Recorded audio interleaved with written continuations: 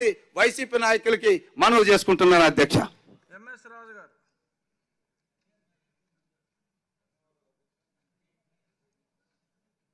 కొంచెం క్లుప్తంగానండి. ధన్యవాదాలు అధ్యక్ష. దళితుల అభివృద్ధి, సంక్షేమం, ఆత్మగౌరవం, రక్షణ ఇవన్నీ గౌరవ ముఖ్యమంత్రి చంద్రబాబు గారి నాయకత్వంలోనే సాధ్యమని చెప్పడానికి నేను చాలా గర్వంగా ఈ మాట చెప్తున్నాను అధ్యక్ష.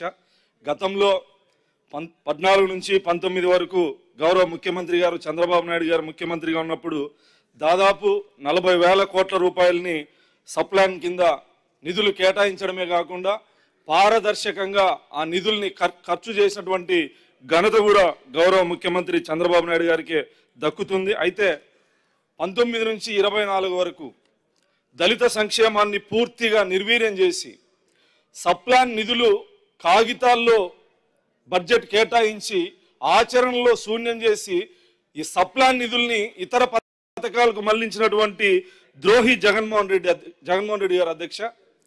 గౌరవ ముఖ్యమంత్రి చంద్రబాబు నాయుడు గారు ముఖ్యమంత్రి అయిన 96లో దళితులకి ఆత్మగౌరవం భూమితోనే సాధ్యమని చెప్పి నమ్మి దళితుల్ని భూమికి యజమాని చేసే లక్ష్యంగా భూమి కొనుగోలు పథకం ద్వారా రైతుల నుంచి భూములు కొనుగోలు చేసి దళితుల్ని భూములకు యజమాని చేస్తే ఆ పథకం కింద 14-19లో 1000 ఎకరాలకు దళితుల్ని భూమికి యజమాని చేస్తే తర్వాత వచ్చినటువంటి జగన్మోహన్ రెడ్డి దాదాపు 11,000 ఎకరాల భూముల్ని దళితులు సాగులో ఉంటున్నటువంటి భూముల్ని లాక్కున్నటువంటి దుర్మార్గుడు జగన్మోహన్ రెడ్డి గారు అధ్యక్ష. అదేవిధంగా అభివృద్ధికి పూర్తిగా దళితుల్ని దూరం చేసే విధంగా కార్పొరేషన్లు 3గా విభజించి ₹1 బడ్జెట్ పెట్టకుండా 5 సంవత్సరాల్లో ₹1 రుణం దళితుడికి మంజూరు చేయనటువంటి దళిత ద్రోహి జగన్మోహన్ రెడ్డి అని చెప్పి గంటాపతంగా చెప్పగలం అధ్యక్ష. ఎందుకంటే గతంలో చంద్రబాబు నాయుడు గారు ముఖ్యమంత్రిగా ఉన్నప్పుడు కార్పొరేషన్కి ₹1,000 కోట్ల నిధులు కేటాయించి దళితుల్ని లక్షాధికారులు చేసే దిశలో భాగంగా ఎన్ఎస్ఎఫ్డిసి పథకం ద్వారా కానీ భూమి కొనుగోలు పథకం ద్వారా కానీ లేదా దళిత ఔత్సాహిక పారిశ్రామికవేత్తలకి రాయితీలు ఇవ్వడంలో కానీ దళితుల్ని ఆదాయంతో దళితుల ఆత్మగౌరవాన్ని పెంచే విధంగా గౌరవ ముఖ్యమంత్రి చంద్రబాబు నాయుడు గారు కృషి చేస్తే తర్వాత వచ్చినటువంటి జగన్మోహన్ రెడ్డి ఎస్సీ కార్పొరేషన్ని పూర్తిగా నిర్వీర్యం చేసి ఎస్సీ సప్లాన్ని ఇతర పథకాలకు మళ్లించి కనీసం మౌలిక వసతులు కల్పించలేనటువంటి దౌర్భాగ్య పరిస్థితి. SC corporation social welfare department లో ప్రభుత్వ ఉద్యోగులకి జీతాలు ఇవ్వలేని విధంగా సోషల్ వెల్ఫేర్ ఎస్సీ కార్పొరేషన్ ని నిర్వీర్యం చేయడం జరిగింది అధ్యక్ష. గౌరవ స్పీకర్ గారు మీరు చెప్తా ఉన్నారు అధ్యక్ష, చెప్పిన మాట చెప్పకూడదని. కానీ అధ్యక్ష, దళితుడి పేదరికం, అణిచివేత, వివక్షత నుంచి, సంపద లేనటువంటి పేదరికం నుంచి ఒక డాక్టర్ కావాలంటే ఎంత కష్టము, త్యాగం ఉంటుంది అధ్యక్ష. అలాంటి డాక్టర్ని నడి రోడ్డు మీద దేశం మొత్తం, ప్రపంచం మొత్తం మీడియాలో చూసే విధంగా అవమానపరిచి చంపితే దళిత శాసనసభ్యులుగా మాకు ఆవేదన ఉంటుంది. ఖచ్చితంగా ప్రతి ఒక్కరూ ప్రతి వేదిక మీద దీన్ని చెప్పాల్సిందే అధ్యక్ష. భారతదేశంలో దళితుడి గౌరవాన్ని స్పీకర్ని చేసి మా గౌరవాన్ని భారత పార్లమెంట్ లో గౌరవ ముఖ్యమంత్రి చంద్రబాబు నాయుడు గారు నిలబెడితే అదే దేశం ముందు మమ్మల్ని అవమానపరిచినటువంటి జగన్మోహన్ రెడ్డి గురించి మేము మాట్లాడాల్సిందే అధ్యక్ష. అదేవిధంగా అనంత్ బాబు గారు అధ్యక్ష, దళిత డ్రైవర్ని చంపింది ఒక రౌడీ షీటరో గుండానో కాదు అధ్యక్ష, బాధ్యతాయుతమైనటువంటి శాసన మండలి సభ్యుడు దళితుల్ని చంపి అధికారం ఉంది కదా అని చెప్పి డోర్ డెలివరీ చేస్తే ఖచ్చితంగా ముక్త కంఠంతో ఇది పదే పదే ప్రతిసారి ప్రతి దళితుడు ప్రతి వేదిక మీద చెప్పాల్సిందే అధ్యక్ష వీటన్నిటిని కూడా. ఎందుకంటే మా రక్షణ కోసం ఉన్నటువంటి చట్టాలని మా మీద ప్రయోగించినటువంటి దుర్మార్గమైనటువంటి జగన్మోహన్ రెడ్డి గురించి చెప్పాల్సిందే అధ్యక్ష. అమరావతికి దళిత రైతులు భూములు ఇస్తే దళిత రైతుల్ని అట్రాసిటీ, ఎస్సీ ఎస్టీ అట్రాసిటీ దళితుల మీద పెట్టి జైలుకు పంపించినటువంటి దుర్మార్గుడి గురించి ఖచ్చితంగా మేము చెప్పాల్సిందే అధ్యక్ష.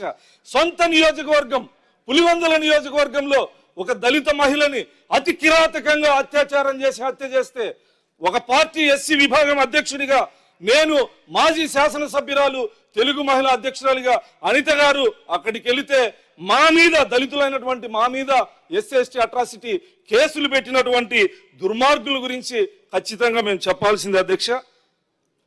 గౌరవ ముఖ్యమంత్రి చంద్రబాబు నాయుడు గారు మళ్ళీ కూటమి ప్రభుత్వం అధికారంలోకి వచ్చిన తర్వాత సప్లాన్ నిధుల్ని దాదాపు 20,000 కోట్ల 218 కోట్ల రూపాయలని నిధుల్ని కేటాయించిన నిధుల్ని గౌరవ ముఖ్యమంత్రి గారు పారదర్శకంగా అమలు చేస్తారని, గతంలో అమలు చేసిన ఘనత ఉంది కాబట్టి ఖచ్చితంగా అమలు చేస్తారని నమ్మకం ఉంది అధ్యక్ష.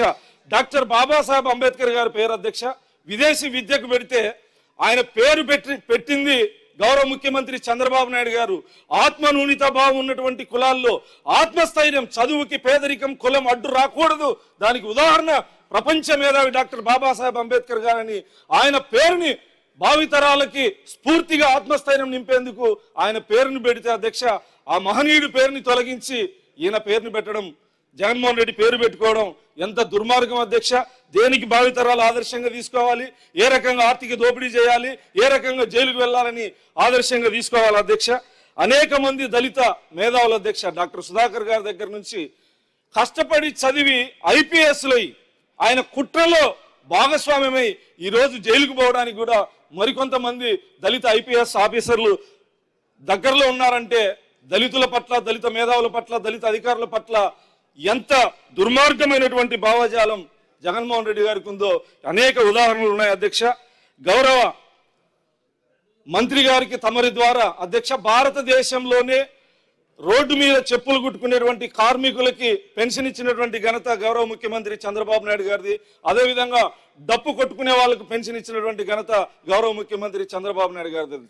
అదేవిధంగా అధ్యక్ష, రాయలసీమలో మాల సామాజిక వర్గానికి సంబంధించినటువంటి ఉరుములు దేవాలయాల ముందు కానీ శుభకార్యాలలో కానీ ఉరుములు కొట్టుకునేటువంటి మాల కళాకారులకు కూడా పెన్షన్ ఇవ్వాలని తమరి ద్వారా గౌరవ మంత్రి గారికి ఈ సందర్భంగా తెలియజేస్తూ ఈ అవకాశం ఇచ్చిన తమరికి ధన్యవాదాలు తెలియజేస్తాను అధ్యక్ష. డిమాండ్లపై మాట్లాడేటప్పుడు సాధ్యమైనంత వరకు అక్కడ ఎడిక్వేట్గా ఉందా, ఇన్సఫిషియెంట్గా ఉందా అన్న దాని మీద ఫోకస్ చేస్తే సమాజానికి ఎక్కువ మేలు జరుగుతుంది. ఆకర్షణీయంగా ఆవేశవంతంగా మాట్లాడటం మంచిదే, కానీ అర్థవంతంగా కూడా మాట్లాడాలని, ఆవేదన ఉన్నంత మాత్రాన నా హక్కు వద్దన్నా నేను మాట్లాడతా, మళ్ళీ మాట్లాడతా అంటే ఆవేశాన్ని ప్రదర్శించడం వరకు బాగుంది, కానీ కొంత అర్థవంతంగా కూడా సమావేశాలు జరపాలని మనస్ఫూర్తిగా కోరుకుంటున్నా. ఐతాబత్తుల ఆనందరావు గారు.